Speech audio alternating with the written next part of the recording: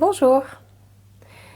Alors en cette période de Toussaint, et puis je vais vous raconter, après avoir revu Coco, le dessin animé avec ma fille, j'ai vu plein de fois Coco du coup.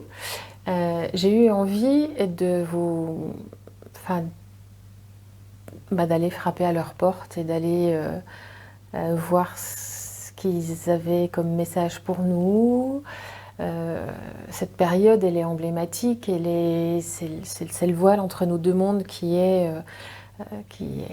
cette période-là, le voile est le plus fin entre nos deux mondes. Et j'ai eu envie, la joie et tout ce que véhicule ce film m'a donné super envie d'aller à leur contact. Oui, une fois de plus. Mais ouais, ça m'a mis dans cette humeur-là. Donc voilà, je me suis dit que ça pouvait intéresser éventuellement quelques personnes. Alors, le message.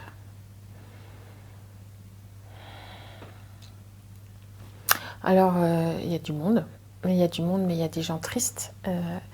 Des gens qui sont tristes que la vie sur Terre soit terminée.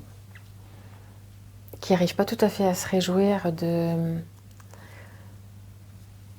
Certes, ils perçoivent bien la légèreté des choses, les possibilités qui s'ouvrent à eux.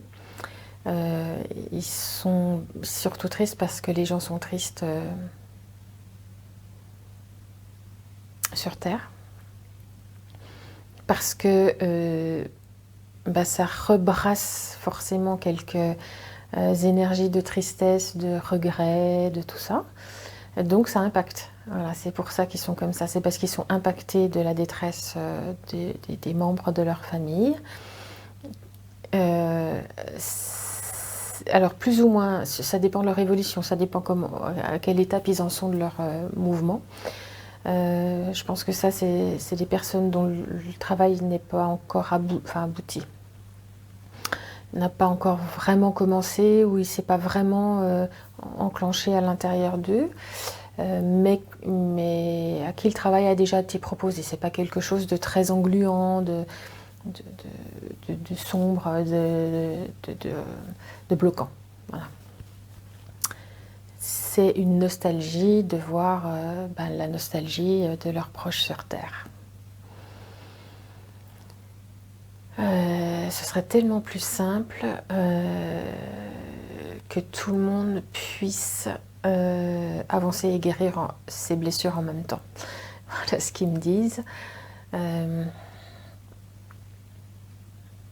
Et il est triste que sur la Terre, de notre vivant, on n'apprenne pas à se préparer mieux à tout cela. Qu'on entende plus largement que la vie, c'est aussi ça. Cette vie que l'on est en train de vivre, nous, maintenant, non incarnée.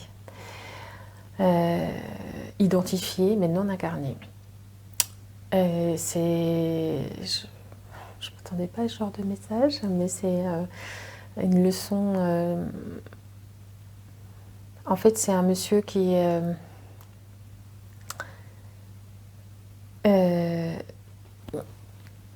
c'est un monsieur que j'ai eu en séance il n'y a pas tellement longtemps.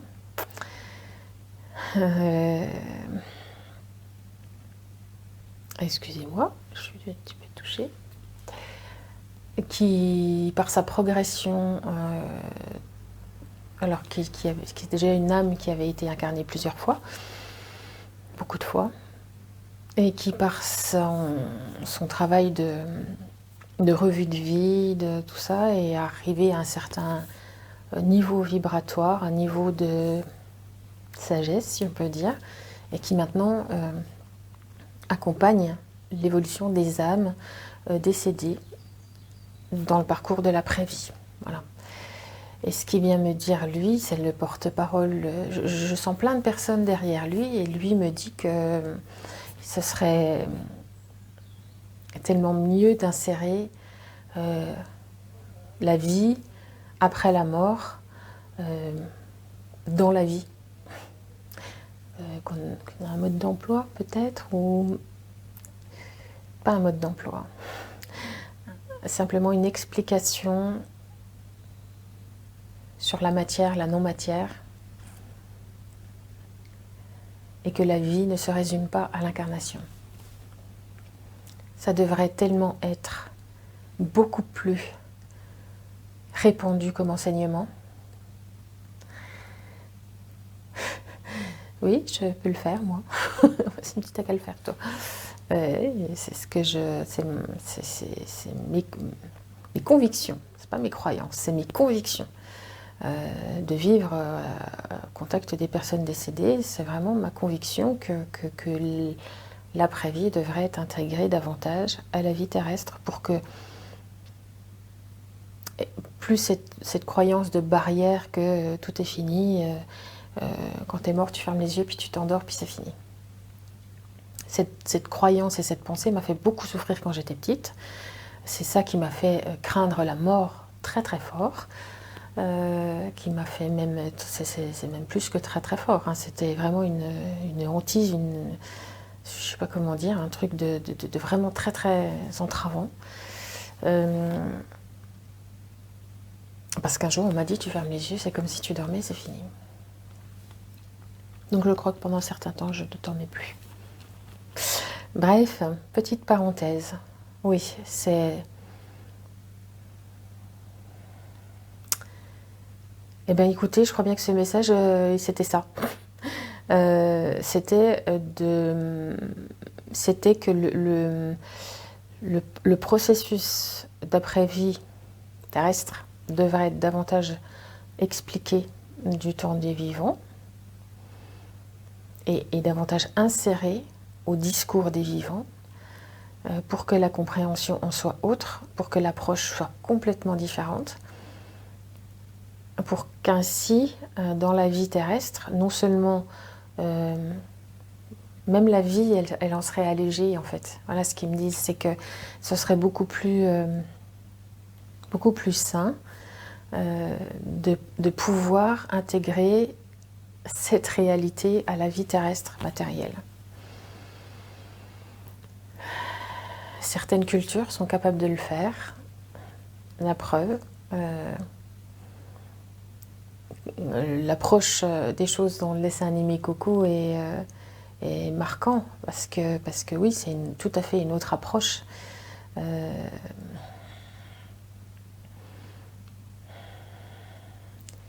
Alors, il me dit que c'est caricaturé, que forcément ça devait être une image pour que les gens le reçoivent de manière ludique aussi, mais que ça trahit moins la réalité que ce que nous, on enseigne dans notre culture à nous.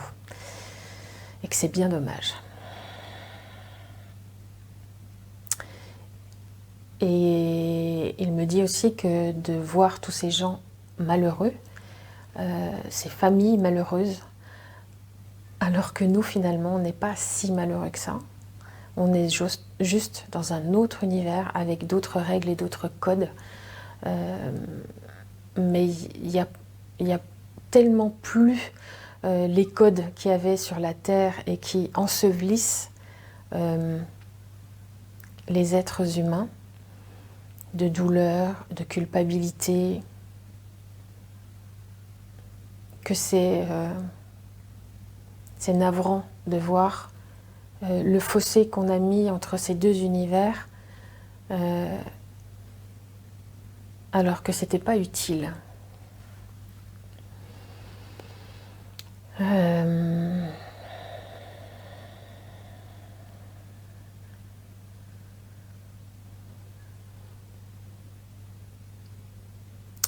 Ouais, je ressens de la tristesse de certains à voir les proches tristes, à voir les proches remués. C'est comme s'ils se mettaient aussi entre parenthèses pour certains qui sont pas tout à fait... Ouais, dont l'évolution n'est pas encore... alors, c'est pas complète, parce que complète, c'est tout un chemin, mais qui est déjà pas forcément très avancé. Du coup, ça ralentit ces personnes-là, ça ralentit ces défunts-là dans leur progression de revue et d'acceptation et de tout ça. Il me dit que c'est vraiment un chemin initiatique et que c'est aussi une forme de, comme on éduque les enfants, ils grandissent, ils apprennent, et ben pour les défunts derrière, c'est pareil.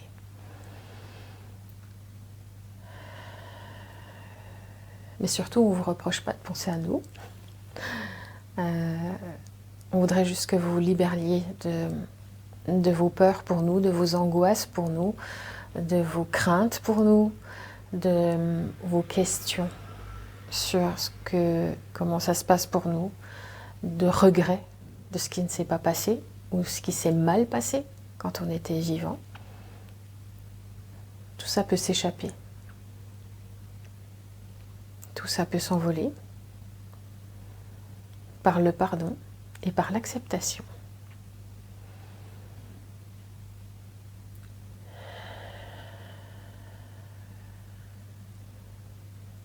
Alors, je lui demandais un message. Alors que dans la lumière, le message qui est là pour nous, c'est que dans la lumière,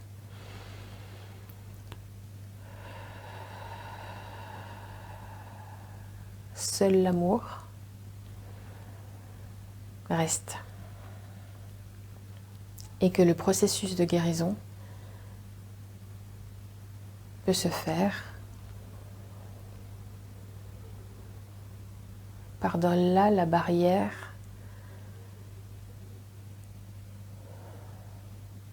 terrestre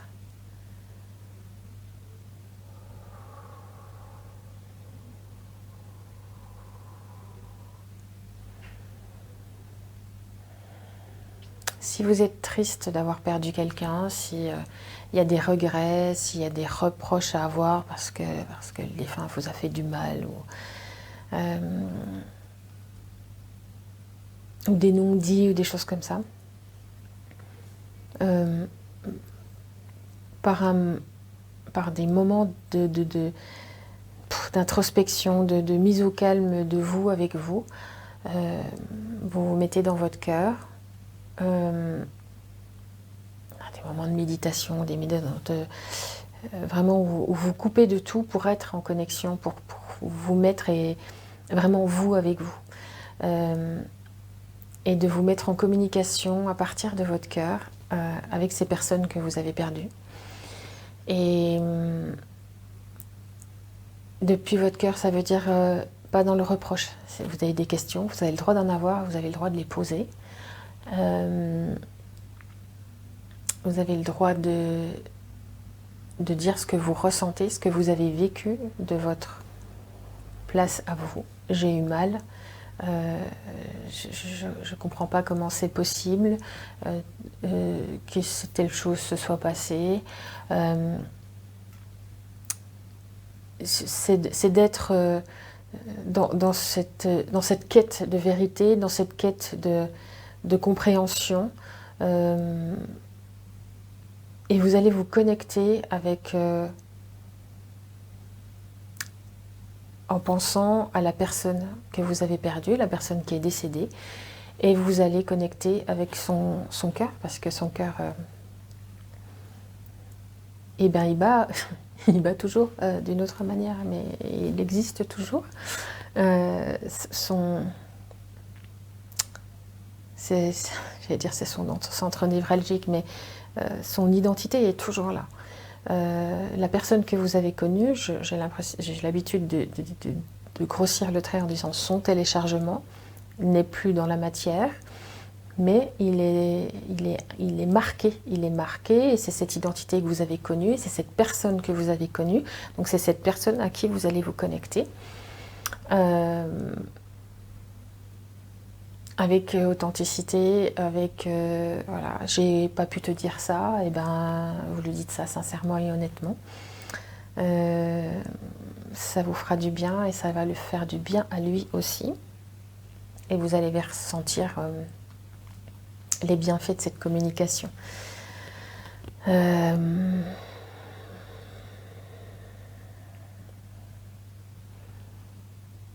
voilà, c'est un protocole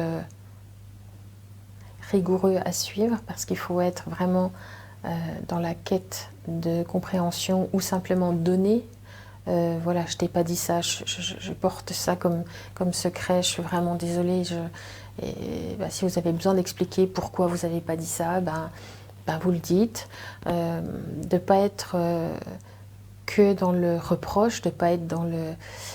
c'est un contact de cœur à cœur, de bienveillant à bienveillant, prêt à comprendre les choses, voilà, s'il y a besoin de se pardonner ou de pardonner à l'autre, ça peut arriver comme ça par ce biais-là. Alors voilà ce que j'avais à vous dire aujourd'hui. De pas vous focaliser et vous fermer, voilà, mais d'accepter de déposer les choses simplement à partir de l'espace de votre cœur. Pour vraiment être dans cette intention de pardon, de libération, d'allègement et d'ouverture vers quelque chose que vous ne voyez pas, que vous ne maîtrisez pas, que vous ne pouvez pas toucher. Voilà, c'est le message. C'est le message de la part des défunts. Et je les remercie d'être venus. Et je vous remercie, vous aussi. Et écoutez, à tous ceux qui ont besoin de faire ce petit exercice, à votre rythme, quand vous voulez, mais surtout avec toute votre présence. Pas la nécessité de le faire, mais vraiment que ça vienne de votre cœur, que vous ayez l'élan de le faire, l'envie de le faire, qu'avec des intentions pures. Voilà. Et bon dialogue et à bientôt.